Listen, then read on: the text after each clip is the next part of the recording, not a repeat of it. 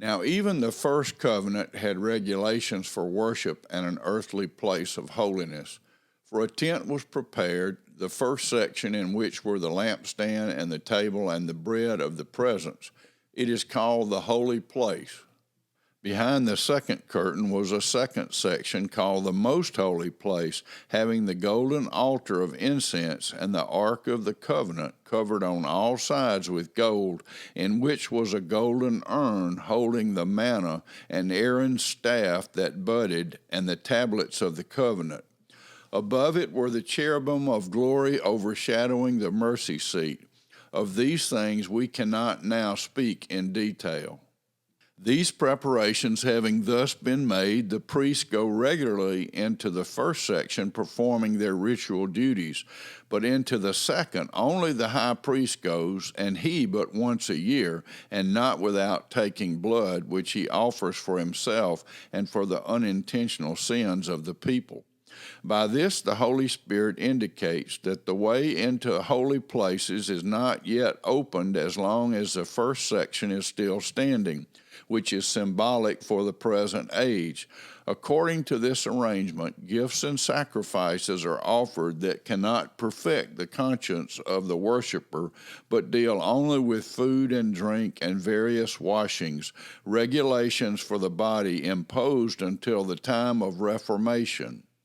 But when Christ appeared as a high priest of the good things that have come, then through the greater and more perfect tent, not made with hands, that is, not of this creation, he entered once for all into the holy places, not by means of the blood of goats and calves, but by means of his own blood, thus securing an eternal redemption. For if the blood of goats and bulls and the sprinkling of defiled persons with the ashes of a heifer sanctify for the purification of the flesh, how much more will the blood of Christ, who through the eternal Spirit offered himself without blemish to God, purify our conscience from dead works to serve the living God?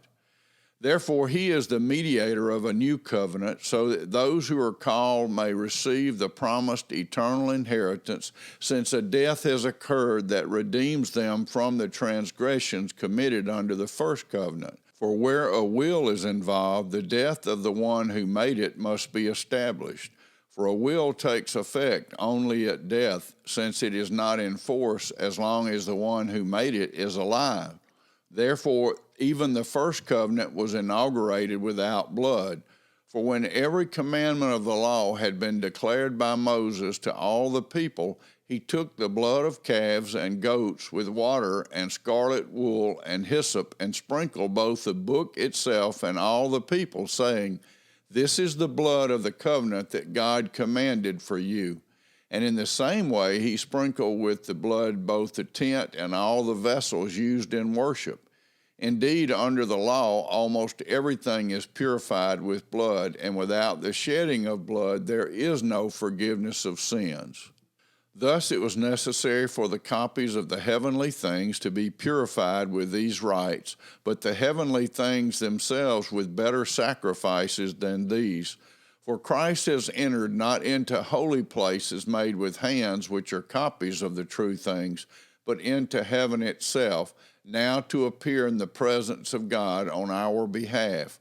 Nor was it to offer himself repeatedly, as the high priest enters the holy place every year with blood not his own, for then he would have had to suffer repeatedly since the foundation of the world. But as it is, he has appeared once for all at the end of the ages to put away sin by the sacrifice of himself. And just as it is appointed for man to die once, and after that comes judgment, so Christ, having been offered once to bear the sins of many, will appear a second time, not to deal with sin, but to save those who are eagerly waiting for him.